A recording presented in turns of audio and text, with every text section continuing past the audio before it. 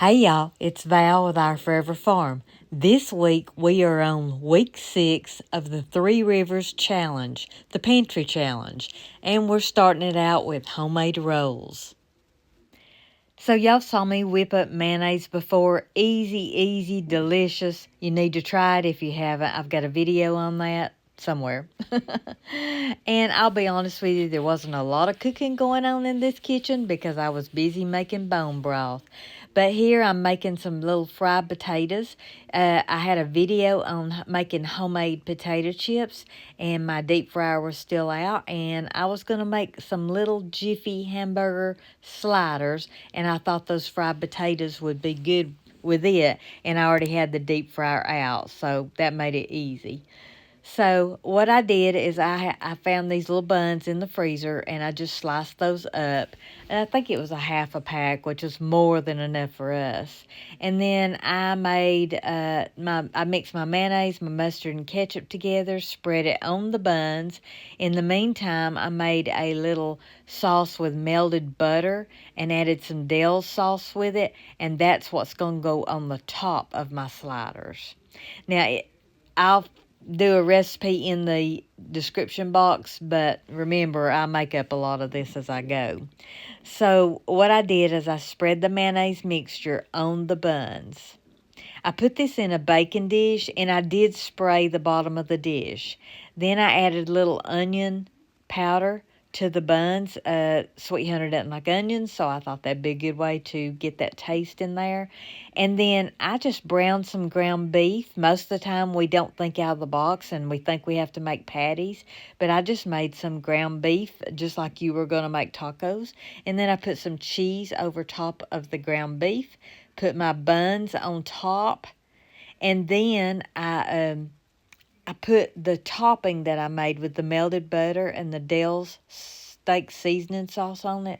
You'll see in a minute. I got to get these potatoes out. I salt and pepper them right when they come out, just like I do my potato chips.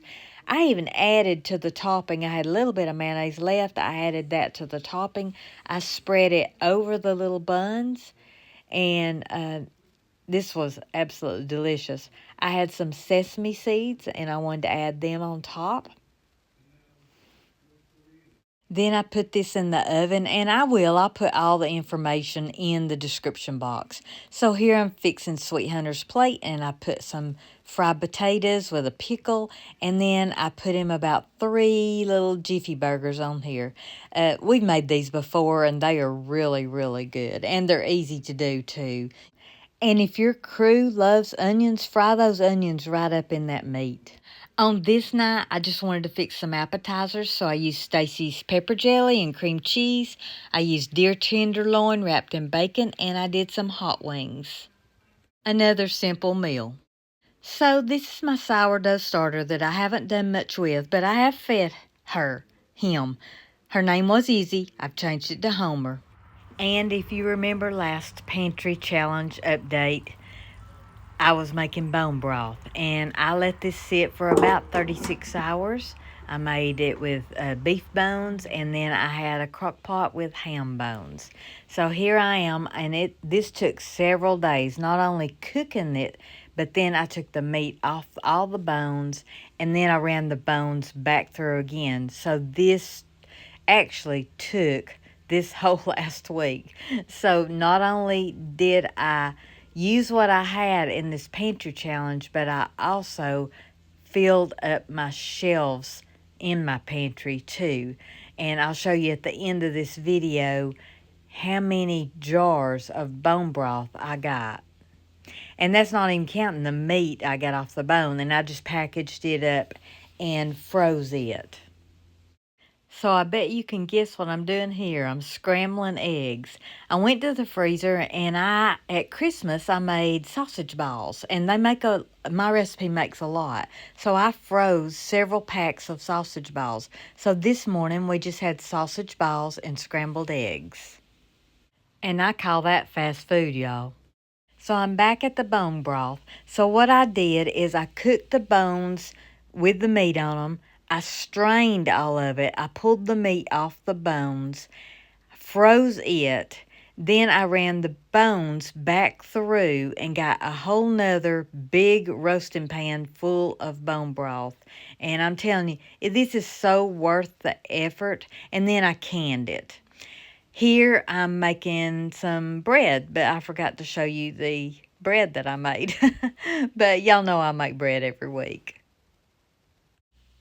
During this pantry challenge, I have spent another $40 this week. And so that's a total since December the 26th. I spent, I think it's $141.23. I've done really, really good. I also wanted to show you what I do once my jars I've canned them. They've sat for 24 hours. I've removed the rings, and then I take my jars before I put them on the shelf and I wash all my jars. Bone broth is a greasy kind of thing to can, so I always wash my jars, but you definitely want to wash these in soap and water, and then, before you put them on your shelf. So this is my first little batch that I did. And then another night, I made homemade chili, and we just had cheddar cheese and crackers. Very simple. I'm telling you, I didn't cook much this week. So here you'll see part of what I spent that $40 on. So I still had cheese. I had cheese in the freezer, so I haven't run out of that yet. I think I will have to buy it soon. And then I bought roast beef, I bought ham and turkey, and I made club sandwiches and served it with pork and beans and a pickle. Another simple meal. This is apple cinnamon bread. I actually did not make this. This is from over in the mountains, and this was delicious. We had it for breakfast one day. On this day, it was just nachos, salsa, and sour cream, and it was delicious. This by far is the easiest meal this week.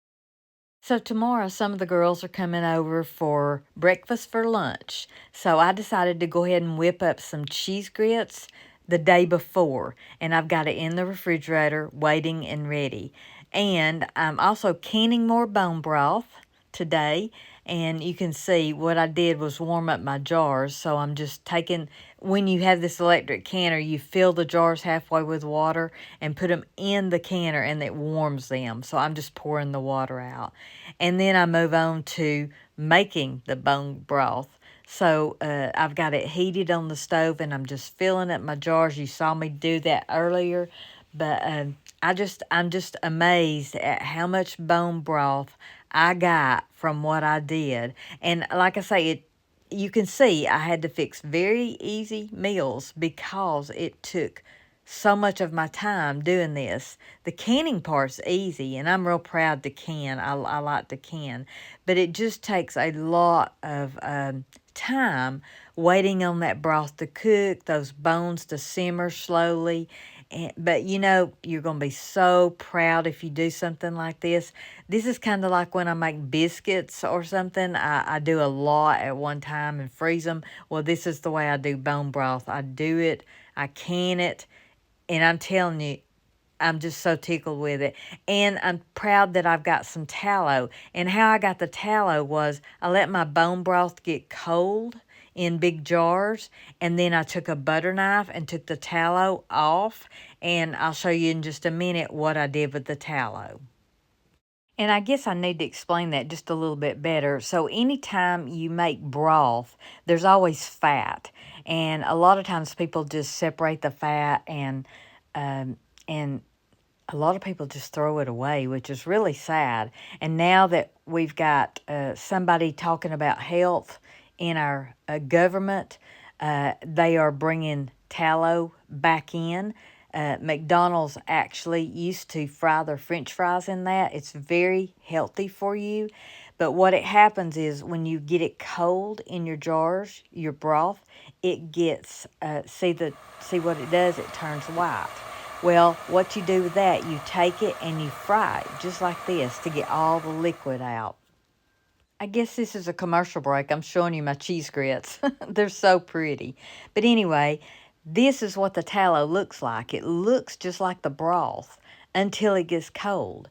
So what I do is I just put it in jars. These can actually sit on your shelf for a year. I'm actually going to keep mine in the refrigerator because I'm going to go through it pretty quick. But you want to get all that liquid off of that tallow.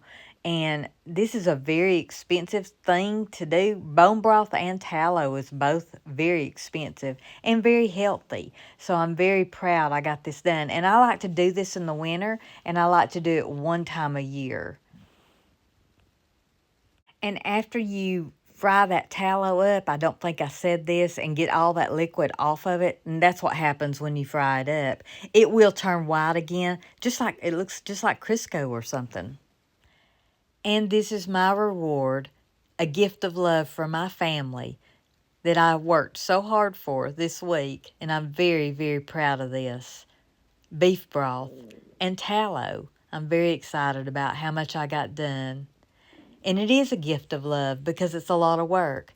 My sweet friend Marletta brought this by to me. She also brought a bookmark for me. It says the secret ingredient is always love. Thank you, Marletta. Y'all go cook something.